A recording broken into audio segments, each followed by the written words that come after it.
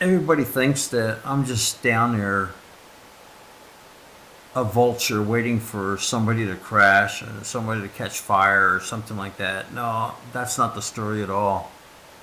I'm down there to take pictures for the racers. I'm down there to take pictures of the cars with the parachutes out. Beautiful painted cars with beautiful parachutes. The sun hitting the cars and gleaming off the chrome.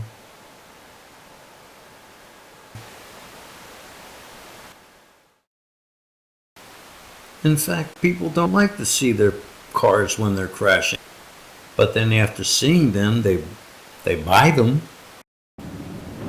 It's really amazing the horrendous action, the violence that happens in a crash like this, and the images that you can take stopping the action, the motor drive sequences, the amount of frames there are in a sequence, how many frames there are in a second, how you can capture this and study each frame is simply no short of amazing.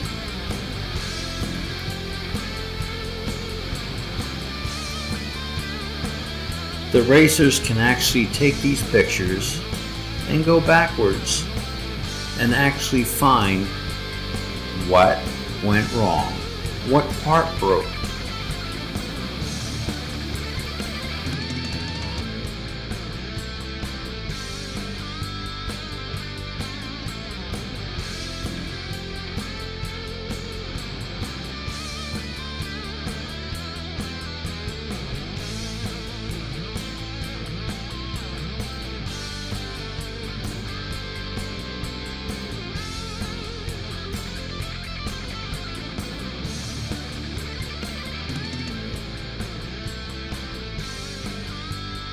One of the last things, one of the last opportunities that I had before I started having health problems was I got a call from a friend of mine in downtown Phoenix.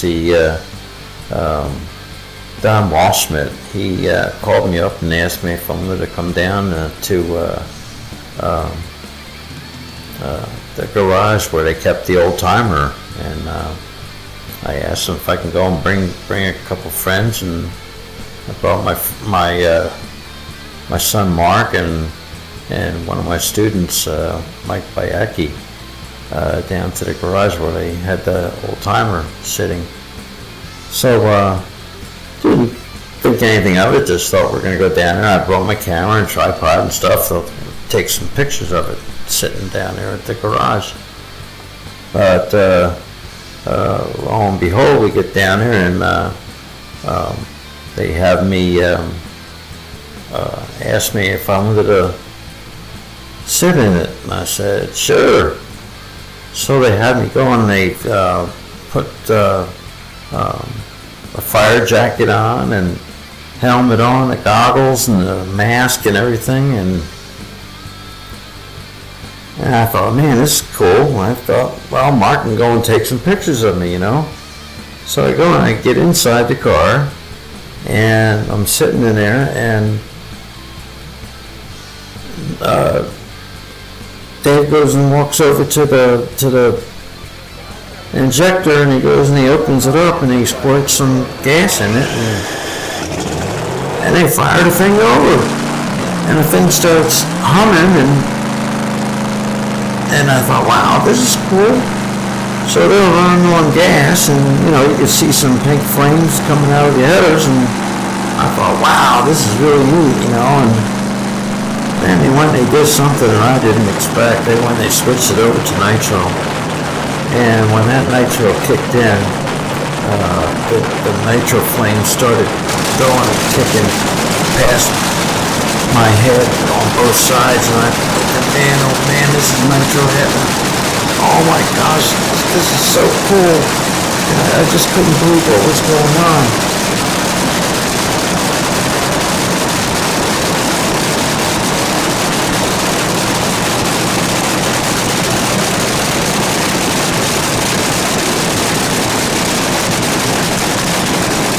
big giant white flames like I'm gonna flying past my head, and I couldn't breathe even with the mask on and the fire suit and the helmet and everything.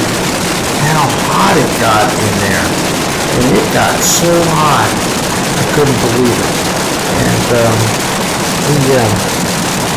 I sat in there for the longest time. I could have sat in there all night long.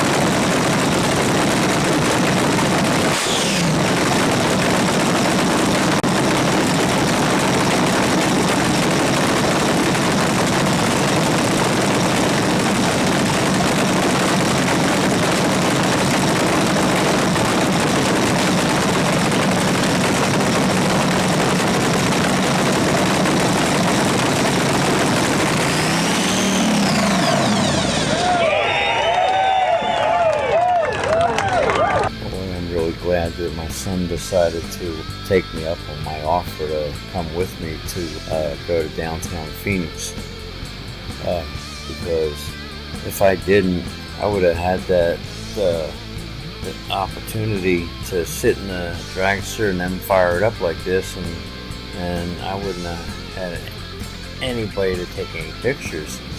Mark did a wonderful job taking pictures. He's so good at the different angles.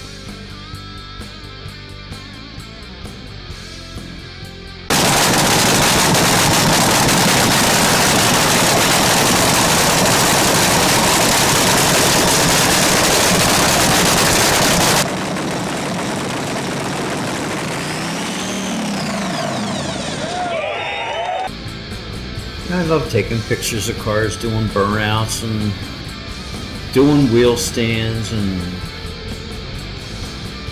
the way they stage up. Every car is different, every driver is different. It's just a lot of fun being out there.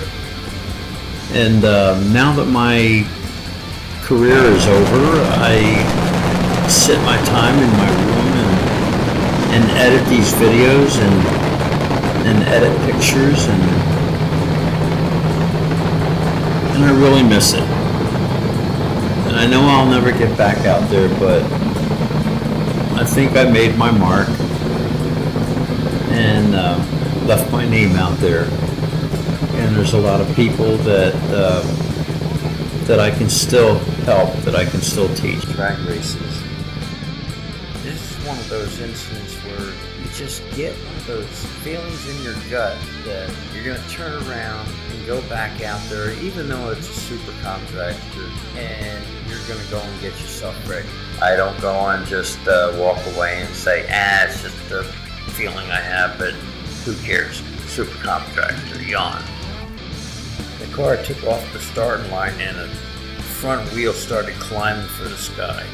And as you can see here, the car just kept on going, and it go up, and the rear tires leave the ground, and it goes over backwards right in front of me. And it's just one of these deals where I can't believe this is happening in front of me, and I can't believe that my camera's clicking away. So the thing flips over on its top, and it's sliding backwards on its top right in front of me, and I stop shooting even before it stopped rolling or skidding, and I just couldn't believe what happened. Oh my gosh, that was really something. This is one of those incidents where you just get one of those feelings in your gut that you're going to turn around and go back out there, even though it's a super contract. This sequence here was a real scary one for me, because Ray Higley smoked tires and he was just coasting down the track. Bruce Pedricom in the far lane, he exploded the supercharger and exploded the body right off the car. and like the whole body came off and went over and hit Ray Higley broadside as he was coasting down the track. Cruz was coming down at a pretty good clip, and as he's coming down, you can see and you can hear all the parts and pieces coming at me, and there was a big chunk of the supercharger that was coming off of the rear tire. It actually got catapulted up, and I hit the dirt. You see me crawling on my hands and knees with the camera, and then I go and I get up and see Cruz get out of the car, and he's okay. So that was a real hairy one there.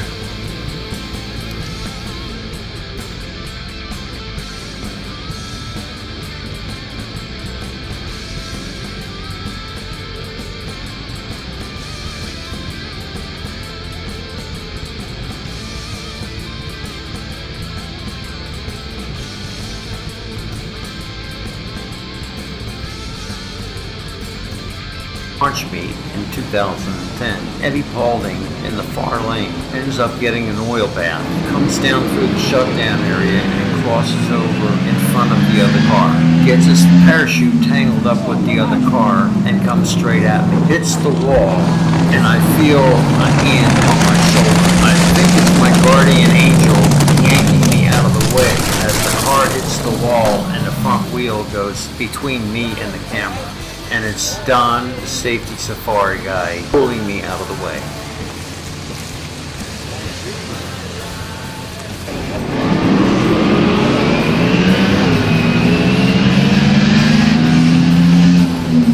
Whoa, what happened?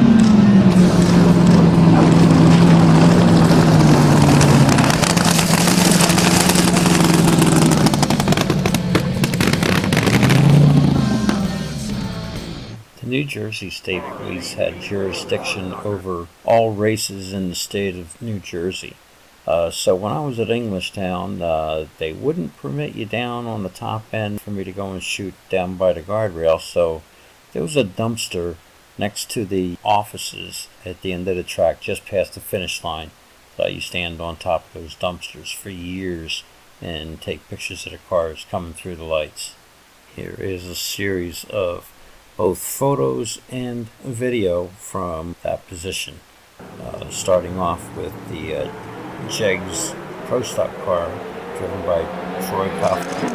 It's out of shape, behind the other car, loses it and rolls it right in front of my camera position, which the one shot was really, really good. It made a lot of magazines.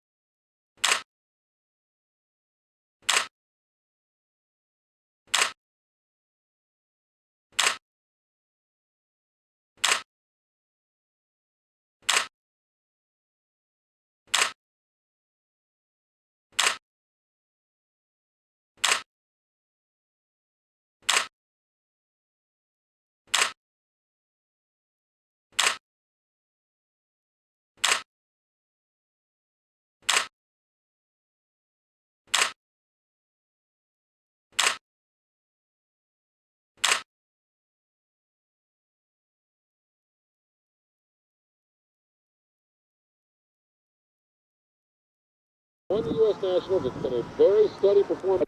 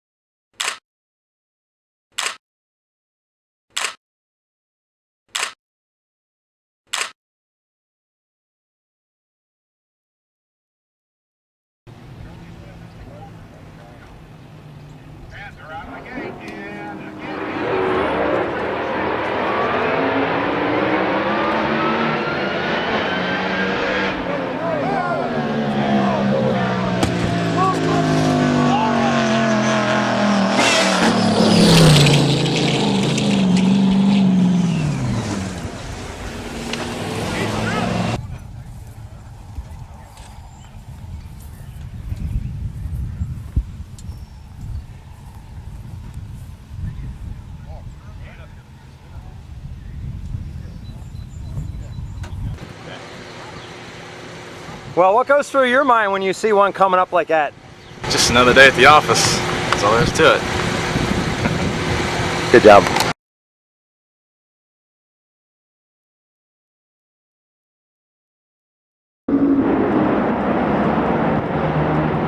Jump into the racetrack. Whoa, they touch one another. And they catch the wall